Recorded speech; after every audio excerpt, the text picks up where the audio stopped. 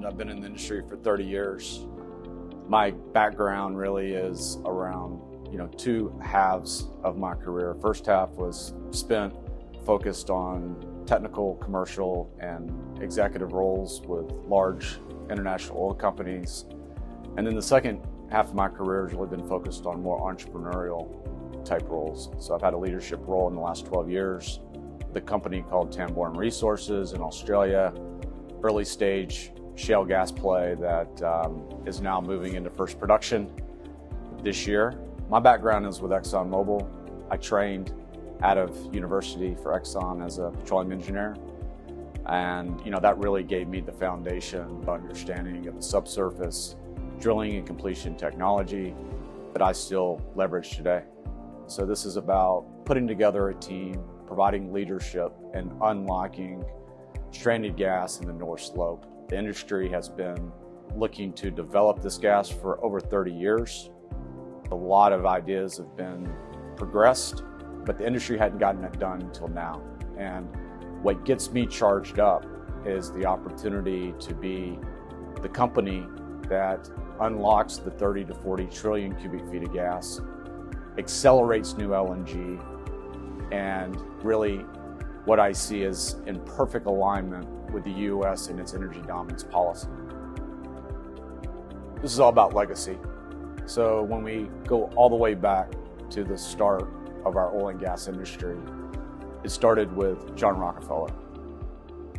And there's been many people that have been a part of this oil and gas story, particularly here in the U.S. Sharif will go down as one of the guys that really brought LNG on the world stage. There's been a number of other high-profile leaders in this industry. What gets me charged up is the opportunity to take a leadership role and unlock one of the industry's great challenges, which is to commercialize stranded gas in the North Slope. And to me, personally, that's all about legacy. So the technology that Polar LNG will have access to is specially designed by Norwegian engineers that has been applied to the Arctic regions in Russia for the last couple of decades. And that technology, we're going to have a license to accelerate and use LNG in Alaska. So this technology unlocks this opportunity. And so the other aspect that positions Polar LNG to be successful in this venture is due to Trump administration sanctions on the Russian Arctic 2 project. We have an opportunity to pick up these assets at a discounted cost and apply those assets to the North Slope of Alaska.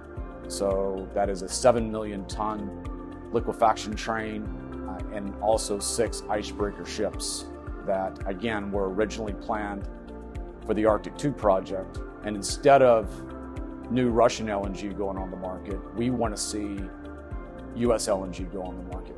But with an OFAC license, this will be an American project from this point forward. Again, using Norwegian LNG technology.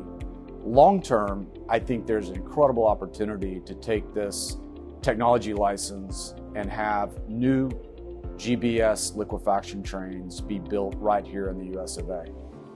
And one of the sites we're actively looking at is in Galveston, Texas. So that would be a natural spot to take this technology and develop this LNG technology right here in the US of A. So being an Exxon engineer, we're going to play exactly by the book, and we're going to follow every law that exists around sanctions. We acknowledge that this is a equipment that is associated with a sanctioned project, and we are working very closely with our lawyers and counsel to progress an OFAC license so that we have this equipment, again, following all the rules that are in place with sanctioned equipment.